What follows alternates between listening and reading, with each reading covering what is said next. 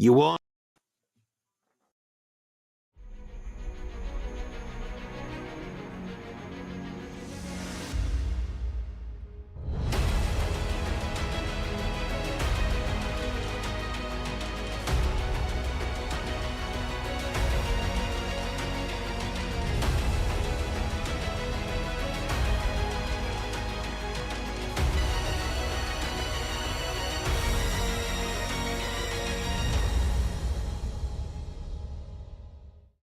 Hi, everyone. Judge Andrew Napolitano here for Judging Freedom.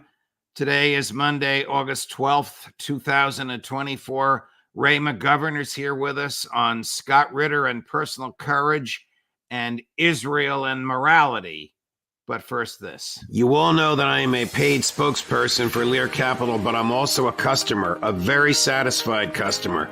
About a year ago, I bought gold, and it's now increased in value 23%. So $100 invested in gold a year ago is now worth $123. If you have $100 in the bank, it still shows $100, but $100 in the bank is now worth 24% less. Inflation has reduced all of your savings, all of your buying power, and mine, by 24%, and gold is largely immune from that. If you want to learn how gold will soon hit $3,200 an ounce, call Lear Capital, 800-511-4620, or go to LearJudgeSnap.com. Get your free gold report. Same experts who predicted the 23% rise that I've enjoyed have predicted this $3,200 an ounce gold. Learn about how to transfer this to an IRA. Protect your savings. 800-511-4620, LearJudgeSnap.com. Tell them the judge sent you. Ray McGovern, welcome here, my dear friend. Thank you very much. Obviously, our friend and colleague Scott Ritter has been very much in the news, a little bit in the mainstream media, but in the alternative media where we live very extensively, because he's a hero to many millions of people, and his home was the subject of the execution of a vast search warrant by the FBI last week.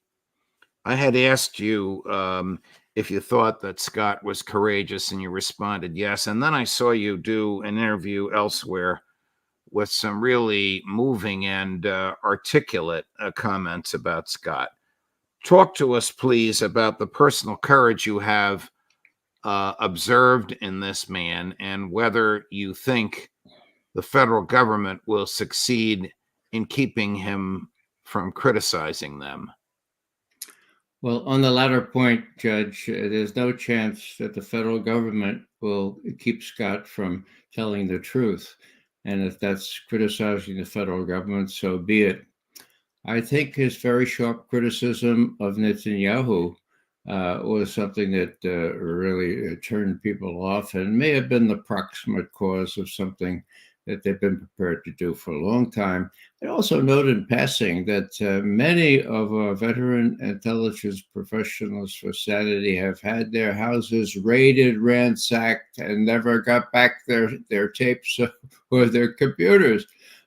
Four of the last one, the ones that signed our last VIPS memo, I had that happen to them. I count about 7 altogether at VIPS. So this is new for Bill. I mean, new for Binny, new for Scott, correction, but not new for VIPS. What I said about Scott was that, something I learned way back studying philosophy, Aristotle, Aquinas, and that is that when you look at virtue, there's one that stands out that's the root of all virtue, and that is courage. Courage, just the right amount of courage, okay? Courage, in medio res, courage, the virtue is in the middle.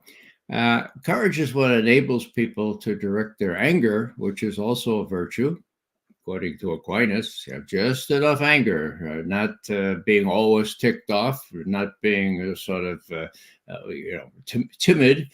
So Scott has the combination of those two, which enables him to speak out in a way that most people don't have the courage. Okay, courage is a word that talks about heart, deep What in heart. He's what got the kind of resistance did he meet when he was the chief UN weapons inspector in the 90s? That's when I met him. In those days, he was welcomed at Fox, and that's how he and I became friends. And then eventually, this is no secret, Fox was not happy with what he was saying. But what kind of resistance did he meet in those days? Well, lots of resistance. He supervised as head of that inspection team under the UN the destruction of Iraqi weapons of mass destruction. Their chemical, biological, their missile program, and what they had with respect to a nuclear program. So he verified they were destroyed. And when he saw that the CIA and DIA and all the other so-called intelligence community, which really just a bunch of fiefdoms, okay, where they're all saying that Saddam has weapons of mass destruction again, and we have to start a war because of that. Well, the virtue of anger and the virtue of courage kicked in, right? And Scott came down to Washington, tried to see his senator. Her name was Hillary Clinton, right? He tried to see Joe Biden. I couldn't get past the door. For Tony Blinken stood in the door saying, "Oh, you can't go in there." They had a bunch of hacks testify, and the war began. Now, before the war began, this is a little vignette that may be applicable here. Before the war began, I noticed that Newsweek had a little item on the web on the 24th of February. Remember now, the war started 3-4 weeks later in March. And it said, whoops, wait a second, there may not be weapons of mass destruction in Iraq. We have the text of the debriefing report of Saddam Hussein's son-in-law. His name was Hussein Kamel. And he says that they were all destroyed. And he says he ran those programs. So, my God, what are we going to do? So Newsweek prints that.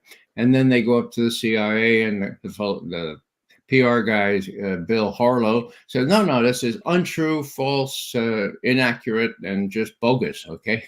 So all the press goes back and says, oh, my God, whew, thanks, Bill. And we were going to publish stories about that. After all, we're going to go for a war.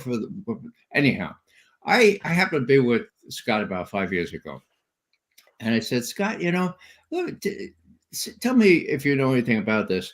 That gutsy person who leaked to Newsweek the unclassified UN report on the debriefing of Saddam Hussein's son-in-law, in which he said there were no weapons of mass. Oh, do you know who did that? And he looked at me like, was I putting him on? And he says, Ray, I did it. And he said, Ray, that's only half the story. I thought, hey, there's another. Yeah, he said, I just went as a last resort to Newsweek. I had gone to CNN weeks before, after Colin Powell told that bunch of lies.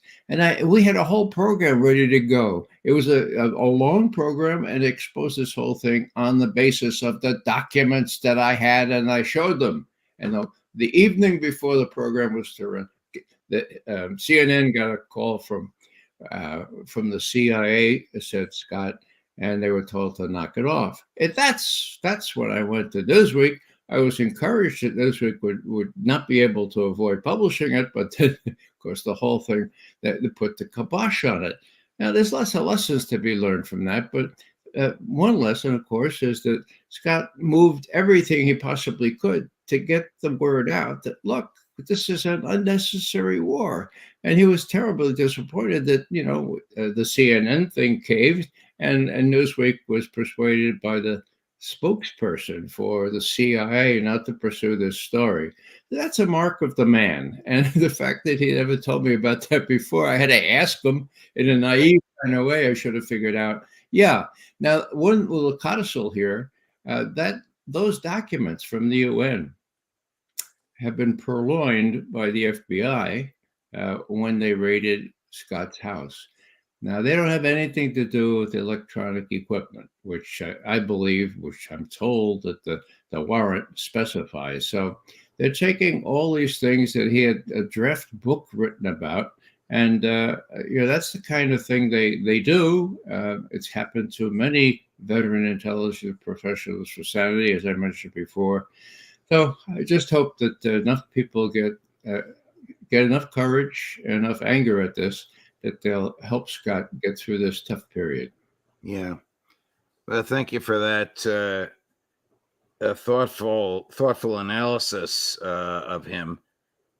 Listen, I have signed search warrants myself. I know when I was on the bench, obviously, I know how these things work. They always take more than what the warrant authorizes them to do. Why they had to, and I will ask him when he's on with me at 4:00 this afternoon Eastern, why they felt they had to take the draft of a book and why they felt they had to take notes from his work as the chief UN weapons inspector is beyond me. Often the people that are dispatched to do the actual search know very, very little about the person they're searching, whose property they're searching, or even the case.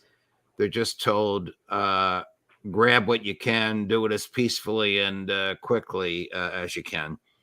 And then, of course, unlike when they took his passport at JFK Airport, he may have gotten it already, I don't know. They will give him a receipt for everything they have. I doubt if they've had time to go through everything they have. But once they do, then they're required to give you a receipt, and your lawyer is in a position to demand that which is not covered by the search warrant be returned. And then your lawyer is in a position to demand to see the affidavit that was given to the magistrate judge who signed the search warrant to confirm the accuracy and authenticity of that. Unfortunately, these things take time, and during the time that they take, you do not have what they seized from you. You only get it back at the end of this if you happen to be before a judge that believes that the Fourth Amendment means what it says. Judge, let me add one thing here about the other VIPS people who have been subjected to this. One is Bill Binney.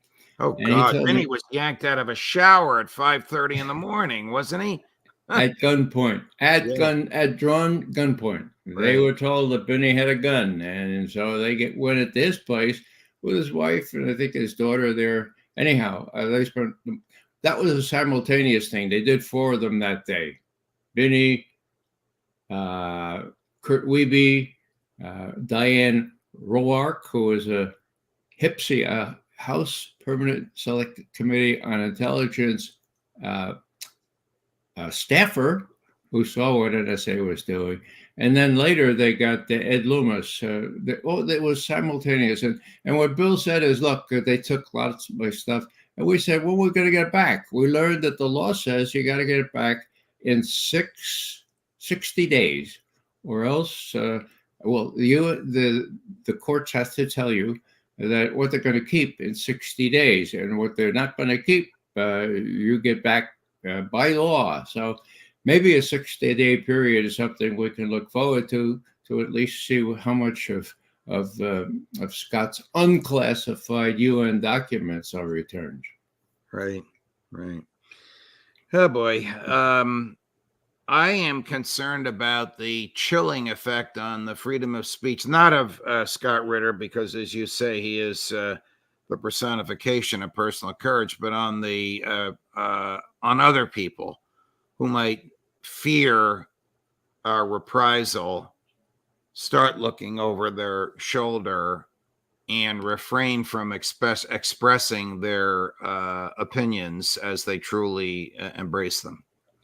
Well, I felt a little about that myself, Judge. As soon as I saw the pictures of them raiding his car and everything, I said, I'm going to call Scott right away. And I said, well, so I went through 5 minutes of saying, well, should I call? Well, of course, I called him. I called him twice on both numbers that I have from but the FBI was on the other end of the phone. So they got an earful from me. But, that's an example of how people who will be shy. I mean, I have very little to lose. I've had a really good life, right? Younger people have much more to lose. So yeah, it does have an intimidating effect. Of course, that's one of the major reasons. Does I'm switching gears now. Does the government of the state of Israel have any concept of natural law, natural rights, and basic morality, basic right and wrong that we all know from our hearts? It's hard to say, Judge, because innate in every human being is presumably those qualities. But when you're so set on vengeance, as most of the Israeli populace, as well as their government, is, it sort of disappears or takes a back seat. And so you have people doing horrendous things like genocide. Now, Scott, of course, made a big thing about genocide. And, Aaron Bushnell, the Air Force 25-year-old who self-immolated, he wrote a Facebook thing the day before he burned himself up. And he said, look, he says, people ask, what would I have done if I knew that genocide was going on? Well, the way I answer that is, well, what you would have done is what you're doing now. Okay? You got that? It's what you're doing now. And so Scott, is the fulfillment of that. He's doing now what he should, because genocide is actually going on. And Bushnell didn't even use the subjunctive mood, for God's sake. He said, if genocide was being implemented in Gaza, and of course it is. And if we don't feel a tad angry, and if we don't have the courage to move on that anger, especially since one of the people who is putting all this out now has been raided, well, then we know the answer from our own hearts to Aaron Bushnell's challenge.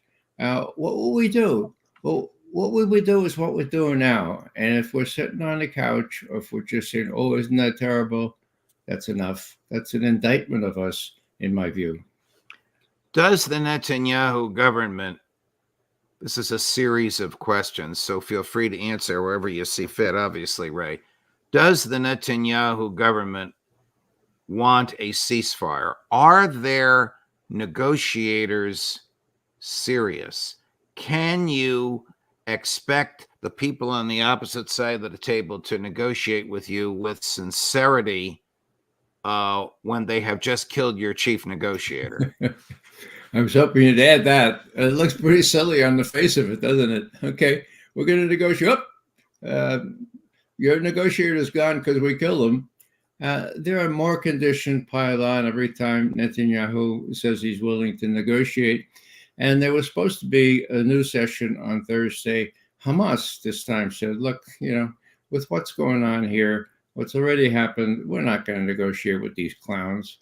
And that makes sense from Hamas's point of view, despite the PR problems with that.